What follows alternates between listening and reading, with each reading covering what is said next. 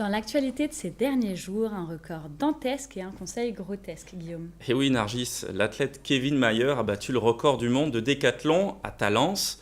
Avec 9126 points, il a juste pulvérisé le record de son ex-rival, Ashton Hayton, de plus de 81 points. Les réactions ont été nombreuses pour saluer l'exploit de ce jeune homme de 26 ans. C'est énorme, a déclaré Fabrice Lucchini, ou encore Mon cœur était poustouflant, s'est réjoui Roberto Benigni. Mais voilà, cela reste un record majeur dans une discipline mineure. Quand je vous dis décathlon, vous pensez à la marque d'équipements sportifs, aux masses de plongée intégraux, aux serviettes ou aux sacs à dos à 2 euros. Pas aux 10 épreuves herculéennes où les athlètes ont un abdo par épreuve. C'est tout là le drame de Kevin Mayer.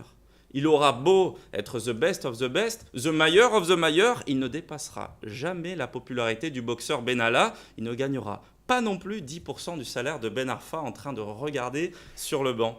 Alors peut-être devrait-il se reconvertir dans un autre sport. Et qui de mieux qu'Emmanuel Macron comme conseiller d'orientation? C'est la phrase polémique du week-end. Je traverse la rue et je vous en trouve du travail. Entre deux serrages de mains jupitériennes, le chef de l'État a improvisé un bilan de compétences dans les jardins de l'Élysée. Il a reçu un jeune chômeur qui ne trouve pas de boulot dans sa branche, l'horticulture. Alors, petit rappel, l'horticulture n'est pas la culture des orties, mais bien l'art de cultiver les jardins.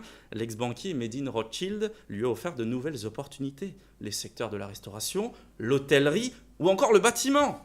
Donc, si vous ne trouvez pas de travail, n'ayez crainte d'un simple coup de Brigitte magique. Vous trouverez l'emploi de vos rêves, celui dont vous n'avez même pas pensé, et cela dans la rue d'en face. Vous voulez être boulanger? Faites poseur de vitres. Vous voulez être dentiste? Faites vendeur de bonbons à la sauvette. Vous avez un bac+7 en génie civil. McDo embauche toujours et encore des jeunes talents prometteurs.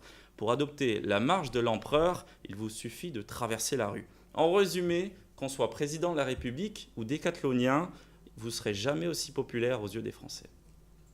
Merci, Guillaume.